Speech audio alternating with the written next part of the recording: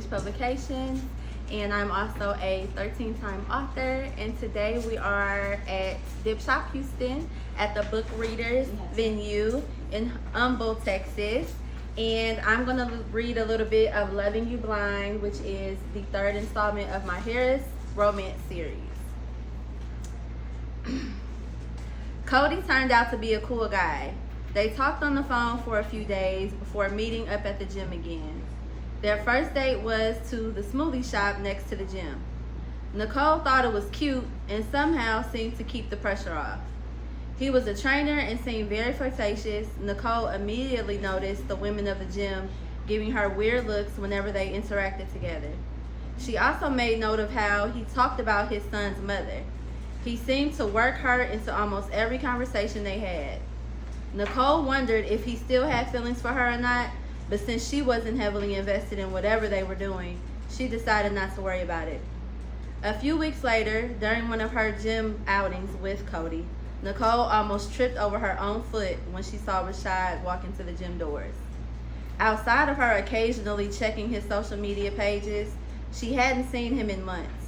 She almost had convinced herself that she was over him, but now that she laid eyes on him, she knew that that was a complete lie. As much as she wanted to be able to see him looking as heartbroken as she felt, it was the opposite. He looked good. His skin was glowing, his locks looked longer. She couldn't tell if he looked more toned or if it was in her head, but everything was working together for his good, and she didn't like it one bit. Your time is up. Nicole's head snapped back in Cody's direction. Huh? Your warm-up is over, he chuckled. Don't try to get out of this workout now. Nicole groaned, almost forgetting she told Cody that she'd do his back routine with him today. I changed my mind. He laughed. Females usually do, he said. That made Nicole cringe, but she kept silent. It won't be that bad. She froze when he tapped her butt, wondering if Rashad noticed that she was there and saw the interaction. Let's get to work. Nicole tried to focus on the workout, but kept looking around to see where Rashad was. He hadn't seemed to see her yet, but Nicole followed his entire workout. At first, she was worried that Cody would notice, but he seemed preoccupied as well, or he just didn't care. She finally made it through his workout before he let her go stretch. Are we going next door? She asked, which seemed to be their new routine. Cody nodded but looked around. Give me a minute. Nicole frowned but nodded, continuing to stretch her hamstring as Cody walked off. She decided to go for a slow walk on the treadmill while waiting for him, and that's when she finally bumped into Rashad. Sorry, she said, trying to turn the other way. He moved to stop her. I wasn't paying attention. I can tell, he said, looking down at her. You seem busy with this dude touching you the whole time. Nicole looked up into his eyes and swallowed the saliva in her throat at his stone expression. He wasn't touching me the whole time. Rashad shook his head. I expected more from you. Nicole stood up straight. What? You seem to forget we aren't together because you lied about having a whole wife. I'm single now. I can do what I want. I didn't lie to you, and I know you're single, but I still expect more from you than to mess with this dude who ran through every woman at the gym. Nicole couldn't say she was surprised or that she thought Rashad was lying. It was evident in how Cody moved that wasn't the point. I'm not doing this with you, she said, trying to walk away. She gasped when Rashad pulled her back to him and bent down to whisper in her ear. You don't got to do nothing with me, but think about this and think real hard. You know the truth. You know how much I love you and your daughter, and I never intentionally hurt you. You know the type of man I am, and you know you want to be with me. You don't have too much more time to play with me, and unless you really want to be done and give up everything we had, let that be the last time another man touches you.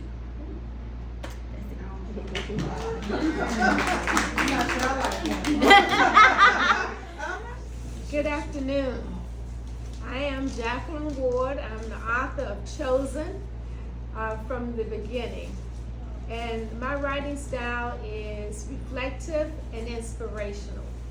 In my book, you will find my inspirational goal in uplifting and empowering others to find their ordained purpose in life. and also from the reflective area of style, you will find that this is a journey of faith, resilience, and purpose. And with that, I'd like to share with you my prologue for Chosen. Suddenly, I was dissatisfied. My 16-year first career in healthcare had fulfilled my childhood goal, instilled by a steady diet of after-school general hospital. I had learned compassion, courage, and confident life and death decision-making, and earned a master's degree in counseling. It was late 2014, and I should have been the most content woman in Texas. I was flourishing in my 18-year second career, living my dream as a vice president at AIG Financial Services. I had earned an MBA, launched an American General call center, managed several successful teams, and worked my way up.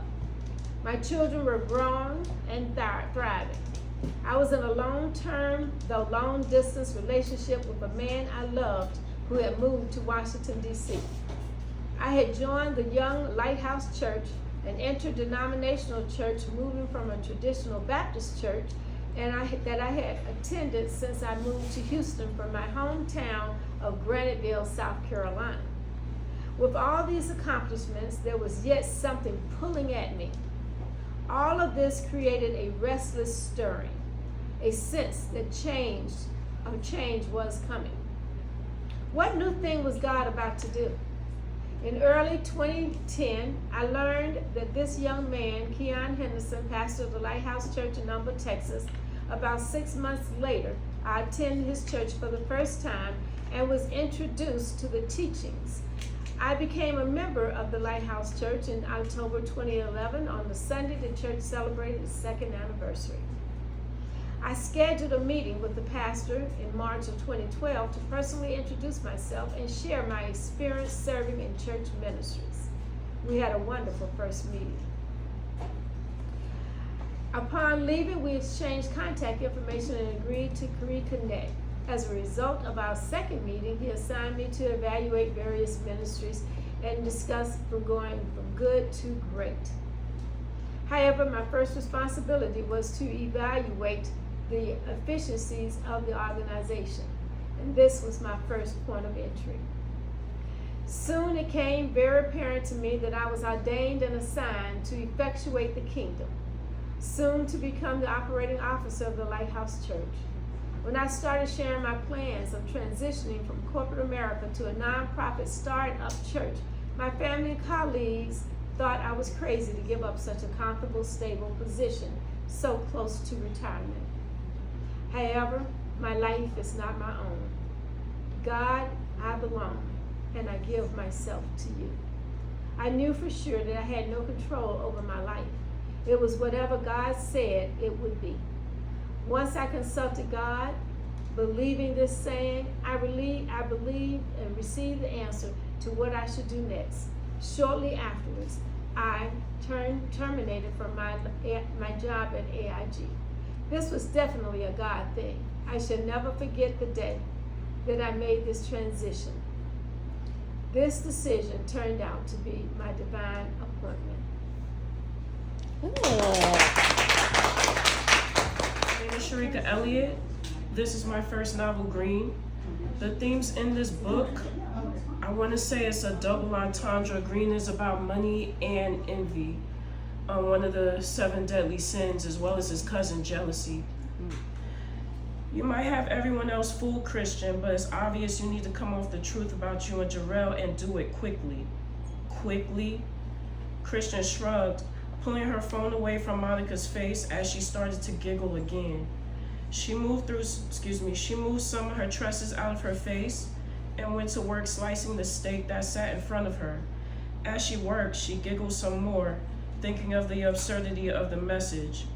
She wants you to do something quickly that she hasn't been willing to do for years, but now you need to come up off some truth quickly.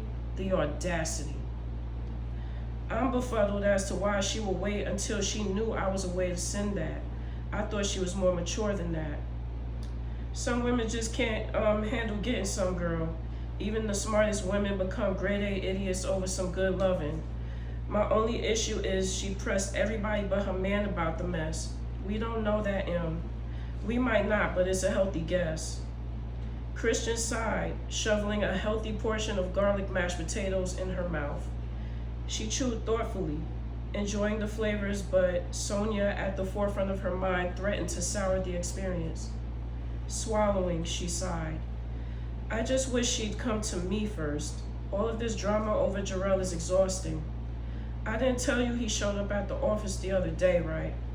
Monica raised a brow. Did he? Yes. Girl, I had to tell Christopher that he's on the banned list after that. At the very least, he only gets an escort to Sonia's office and that's it. He pressed Tiffany to speak to me, so I gave him his marching orders. Letting him visit Sonia was still generous. I say change the orders back. He rarely, if ever, visits Sonia. I've seen Maddox up here more often. Maddox Lennox rarely visited Adams himself as he was busy trying to sell the state of Georgia to anyone who was interested in buying. Being that Jarrell was a lawyer, it was assumed that his job should have kept him busy. It appeared, however, that he had time to cause problems. He left me, Monica. I don't know what might have happened in the future had we stayed together, but he left me. I'm no angel, but I deserve better than how she's acting. You do. You doggone right I do. I pay y'all better than Georgia says I should be paying you. I gave y'all each a whole department. You all right? Monitor my language in the book out of respect. I give everyone every holiday off, including the ones that have nothing to do with us. We've been friends for a long time now, and the way she's acting has me disappointed. A lot of that is petty mind games, Monica said, shrugging. I don't respect it at all. I suggest you don't give your time to it either. At some point, when it's time to address her, do so. Otherwise, it's hearsay that has nothing to do with you. You're trying to get Adams right. She's caught up in losing her man instead of respecting herself. And again, that has nothing to do with you. Christian reflected for a minute. She did contemplate pulling Sonia aside and getting the whole mishap dealt with and out of the way. Surely, she understood that Jarrell Washington was the least of her worries. Still, if she understood, there wouldn't be any strife. She sighed again, continuing to eat in silence. Monica chuckled a little bit, interrupting the deep dive Christian took into her thoughts. What's funny? I'm thinking about Tiffany. Christian rolled her eyes. She really doesn't like Jasmine. There's no real reason unless I missed something, Monica said. Christian said. Jasmine did mention to me that she doesn't present well when people visit the office. It wasn't something I was pressed about, but it makes sense. She's the first person people see and essentially my eyes and ears. She can't be at her best if she's pissing away the time flirting with Christopher all day. I let it go for a while, but I realized she's starting to feel like we're equals, and the truth is, we're not. I'm trying not to be hard on her, but it's coming to that, Monica said. I have no problem getting my people in line. It's like you said, you pay well. If you pay well, there shouldn't be any issues, especially if all she has to do is sit and be cute for 8 hours a day. Yeah, I told her we'd talk. I also thought the way she spoke to Jasmine was out of line as well. I know I'm going to hear an earful from both sides. You will, but as far as Tiffany, she's either going to tighten up or work elsewhere.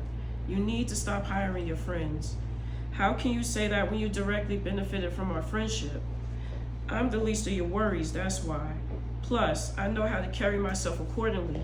Sharon does as well. Sonia was someone you should have avoided based off of her liaison with Jarrell. Now look at us. Us? I'm the only one suffering here. You and the rest of us. I had to hear her crying. Sharon had to hear her crying as well. She showed up to Sharon's bridal shower looking the epitome of death. Christian giggled, point made. Still, I can't fire her now. You can actually. Besides, it might be time for us to part ways with her. All she's done for the duration of this scandal was worry about whether you're still screwing him. What good has she been, Christian? She's been good all these years versus my best friend who had 2 criminals working under her leadership. Really? That's what you're going with? Christian paused, taking in the expression on Monica's face. She sighed. You're right, but that was low to say. You're right, that was low to say. I'm sure if Sharon knew about it, it would have been nipped in the bud. Still, Sonia's been with us for a long time. I can't just let her go. Even if that meant the detriment of the business, Monica questioned. I'm not suggesting you fire her now, not even next week, but it's something to consider. Her behavior is directly influenced by Jarrell being a narcissist and doing his best to keep every bit of attention on him. We already have enough on our hands without him trying to showboat as per usual. Christian thought over her friend's words. Plus, think of your mental health overall. Seeing this man walk up to the office had to be traumatizing to some extent. Christian thought about the way she fell apart when Jarrell left that day. It was true that she didn't have any feelings of love left behind. However, it was also true that he stirred up negative feelings in her all the same. She shook her head, dusting off Monica's wisdom like a gnat flying in her face in the summer heat. Monica shrugged. I think you do well to see a therapist, Christian. I don't do therapy. Why? You think you could pray away your anger and bitterness towards this man? Sis, you almost pushed away your best friend because she decided to stop being toxic and get married, Monica said, shrugging. I mean, it's only a suggestion, and you don't have to marry a therapist. I did not, did too. Christian felt her face turn red and Monica's smirk deepened. The former rolled her eyes and Monica shrugged. Look, someone has to tell your crazy behind that you're crazy. But the thing about this life is, sis, we're all crazy. Take a number and get in line. You dealt with a heavy heartbreak, and instead of addressing it in a healthy manner, you built a business. That business kept you warm until you realized that it's indeed fallible.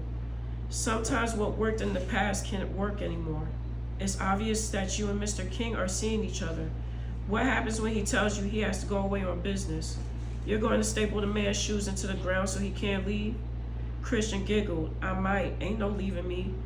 That's not healthy though, Monica giggled. It's just a suggestion. Something to consider. Ultimately, you're the boss. I will stop there. You can purchase it on Amazon. However, we do ask that you purchase directly from dipublications.com. Oh, hi, I'm Willicia. Pardon me, I'm better at writing than I am at speaking. And this is my first book. It's called Sin. It's more of a urban fiction, I would say. Sincere's life was filled with partying and running around with her friends and living life in the fast lane. Abandoned by her mother and forced to live with her grandmother, Sin took nothing in life serious until an unexpected pregnancy forced her to grow up. While trying to navigate life as a young mother, Sin meets K9, who promised to be everything her baby daddy is not. While trying to finish school, she struggles in having a social life and receiving little to no help with her son. Just as she's learning to balance it all, Sin learned quickly that sometimes the action of others can cause deadly consequences. Hey, so I am Xan Tucker. I am the author of the Love series as well as the author of the Perfect series, and I have other standalone books as well. I am also a multi-Emma Award winning author, and so today I want to talk about my second book in the Perfect series, which is The Perfect Revenge. I'm going to just read a little excerpt of that, and then I will also let you know where the books can be purchased. So, Alexis tossed and turned most of the night. Enrique knew it was because she was nervous about him meeting her ex tomorrow. What she didn't know was he knew just enough information on Remington Slayton to keep him away from his woman forever. He was certain Remington wouldn't put up a fight. If he had any sense, he wouldn't. It was a little after 9 o'clock when Enrique left the next morning. He hadn't bothered to take the manila folded envelope out of the car the night before. He didn't want to run the risk of Alexis asking questions because he didn't want to share the information with her. He didn't want her to know what kind of narcissistic cycle she had been involved with. Enrique dressed in his usual white t-shirt that hugged his upper body, jeans that showed off his muscular thighs, and his casual shoes. He had his curls pulled back into a ponytail. He knew Alexis particularly enjoyed the 5 o'clock shadow that he wore.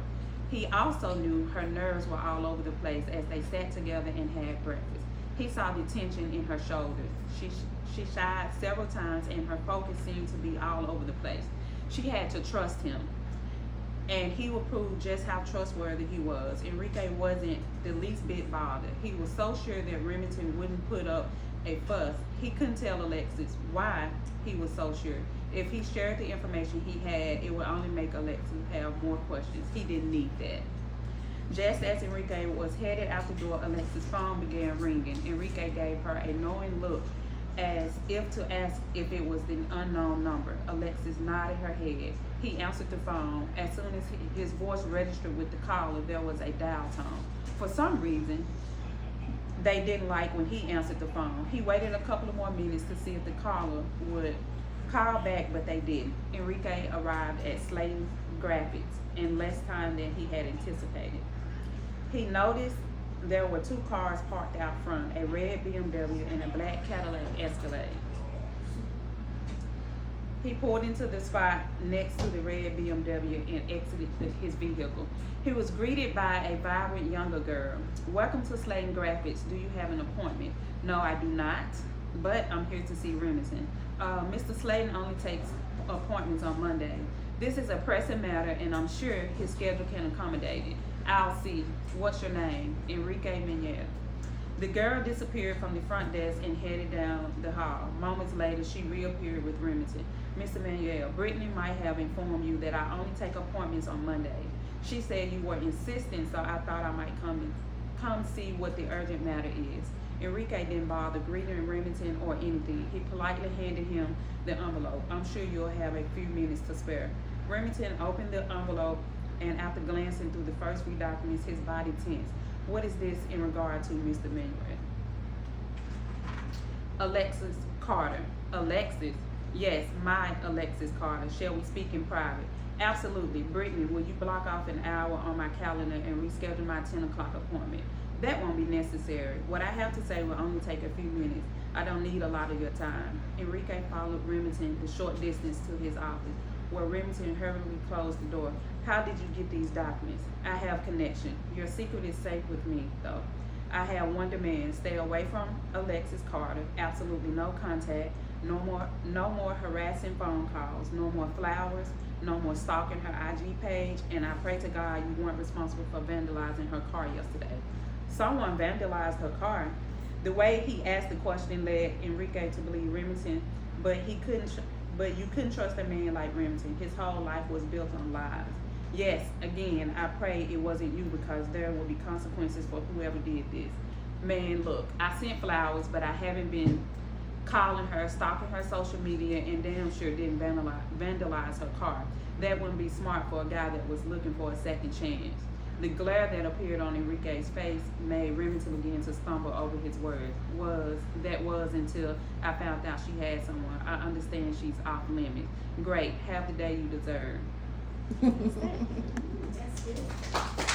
So books are available on my website, which is allthingsaWalker.com, as well as Amazon. I prefer that you purchase them off my website, though. Thank you.